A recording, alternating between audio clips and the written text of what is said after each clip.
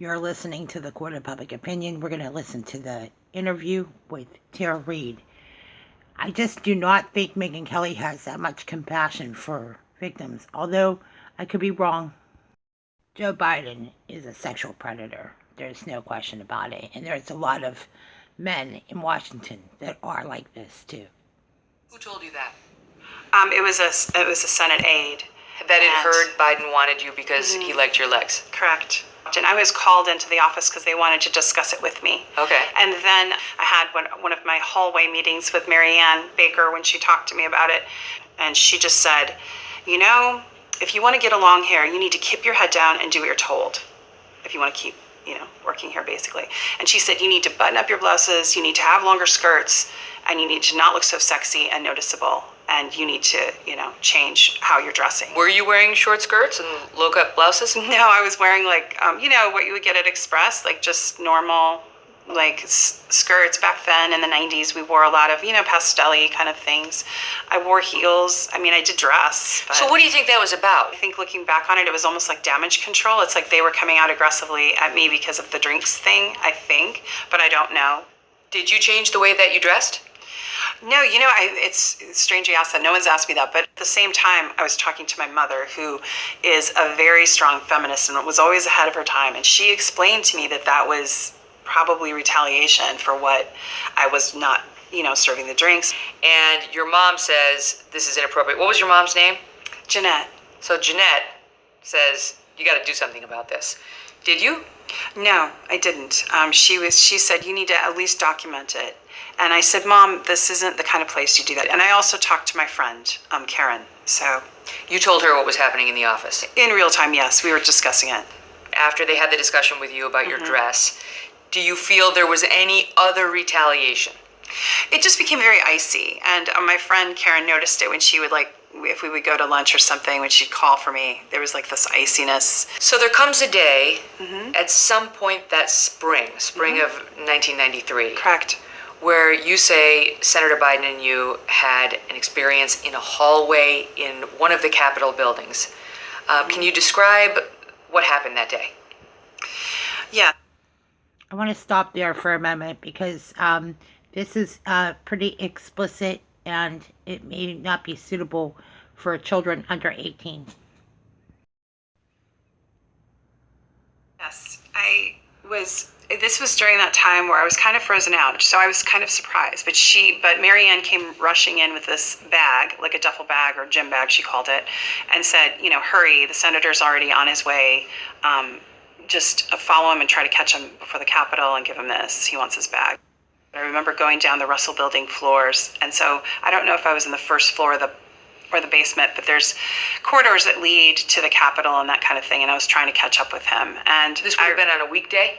Yes, and I remember my heels, my legs hurting a little, and there was just from walking really fast. I remember things like that. And then I saw him at a distance. He was talking to someone, and they walked away the other direction. And then he greeted me. He remembered my name, and then I said, here you go, Senator. I handed him the bag, and it happened very quickly. I remember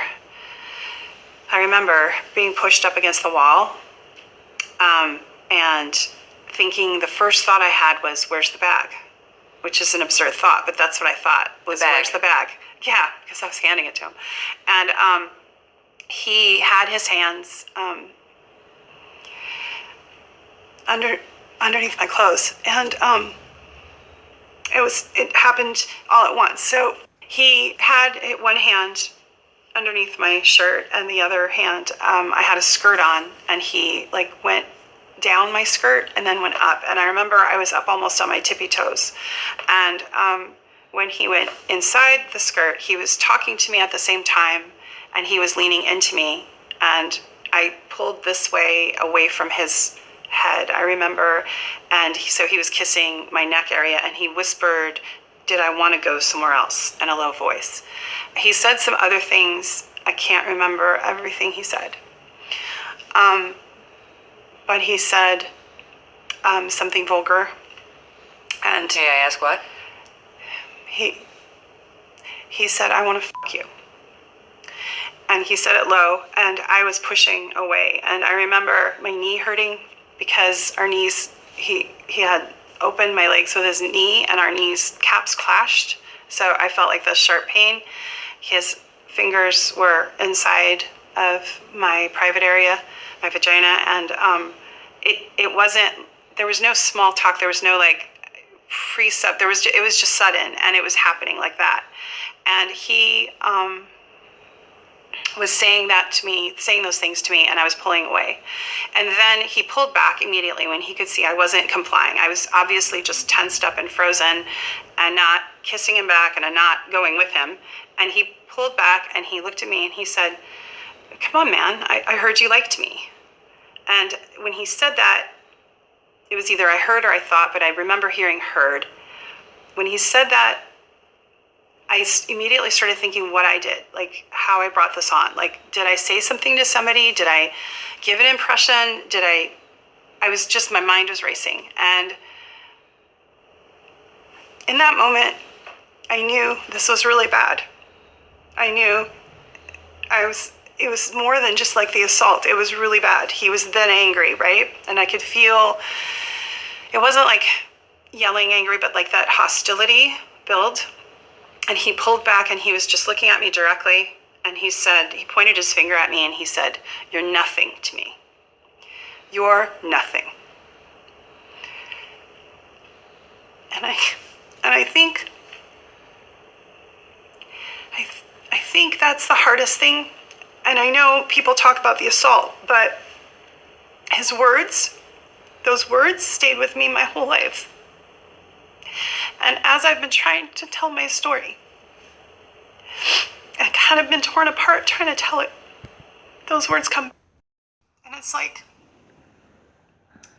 it was cruel. So when he saw me obviously start to get upset by what he said, he took me by the shoulders and he just kind of shook me, almost like, and said, "You're okay, you're all right." Had you said anything to him? I wanted to say stop.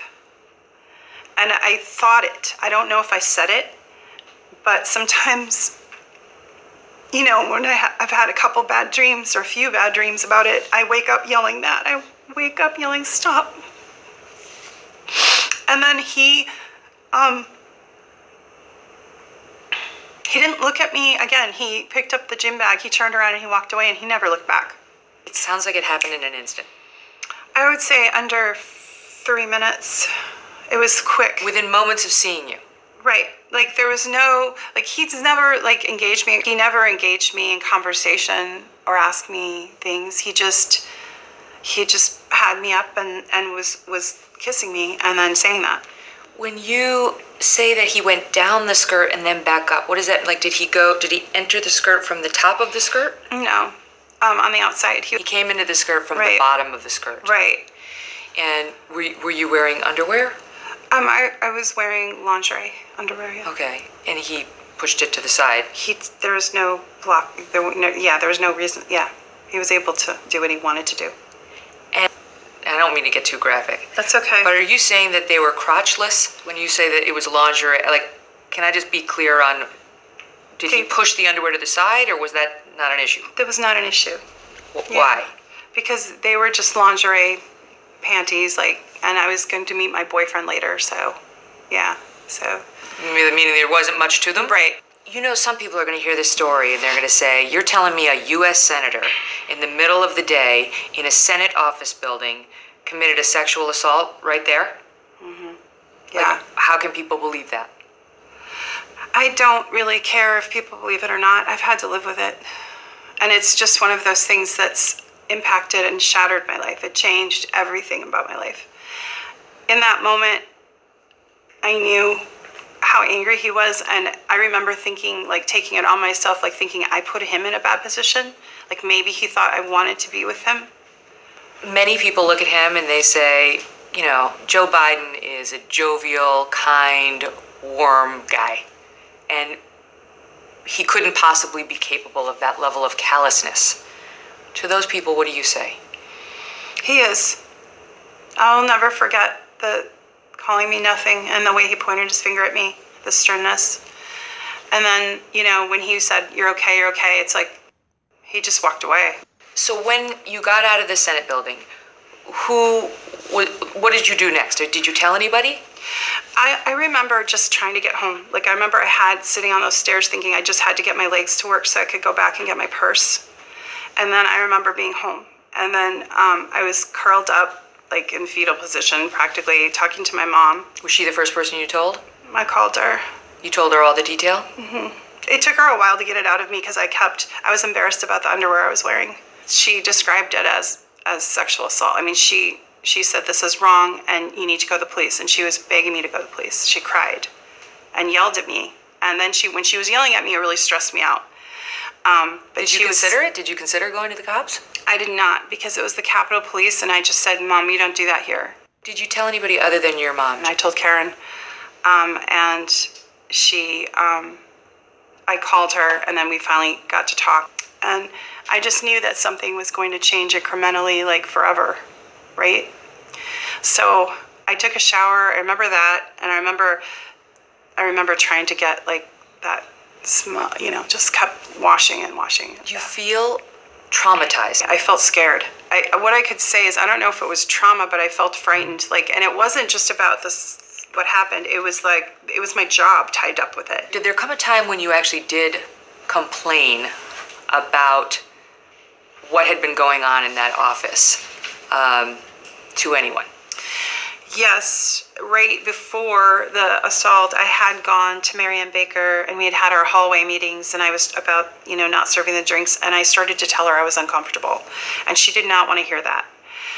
Right after the assault, I wanted to tell her about the assault, so we were in the hallway. I was trying to tell her.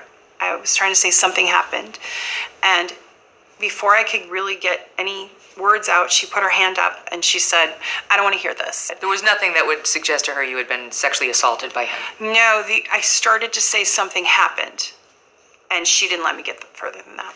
All of the complaining you did about the office environment happened prior to the alleged assault, except for the conversation you claim you had with Mary Ann. Yes. In the hallway where you felt shut down. Mm-hmm. But then there was a point at which you decided to file a written complaint. Correct. Was that after the alleged assault? Right, yes. So I decided to seek out some help. And they had something called, it was Senate personnel, we called it loosely, but it was like a office of, I don't even know, of for employees, like you go, where you get your IDs, things like that. But you go and you fill out a form and you start a process. So I did an intake form. I don't recall what I put on the intake form. When you walk into the office, do you see another human? Behind the window, almost behind, if you were to go to a doctor's office, and they hand you a clipboard. So they handed you a clipboard, and it had a piece of paper on there. But what did you say? I filled it out with my information and then said, I described the sexual harassment in terms of that being asked to be served the drinks and being uncomfortable. I doubt I used the word sexual harassment. I did not talk about the sexual assault at all. I only talked about the retaliation as well. Because at that point I was really afraid of losing my position. Did you have the chance to copy the form? No. And we didn't have cell phones back then. Now I would have taken a picture with my phone, but some people have hit you for this, saying you kept virtually every record from your 92-93 stint in Biden's office. Why would you not keep the one form that alleged harassment or retaliation? Actually, I didn't. I didn't keep very much from that. Okay, I just want to end it right there for a little bit. How paperwork and reports work then and now are very different, and there's a lot to be said about this, the interview process that Tara Reade went through. A lot of people have been through what Tara Reade's been through in the 90s. A lot of people did not talk about sexual assault. So, besides, it's a very brave step to talk about sexual assault, much less be in front of a nationwide audience. So, there's much more to this story. We'll go there later. The Court of Public Opinion is a part of the Amateur Radio Network. Happy Mother's Day to all the mothers on this very beautiful Sunday and Mother's Day.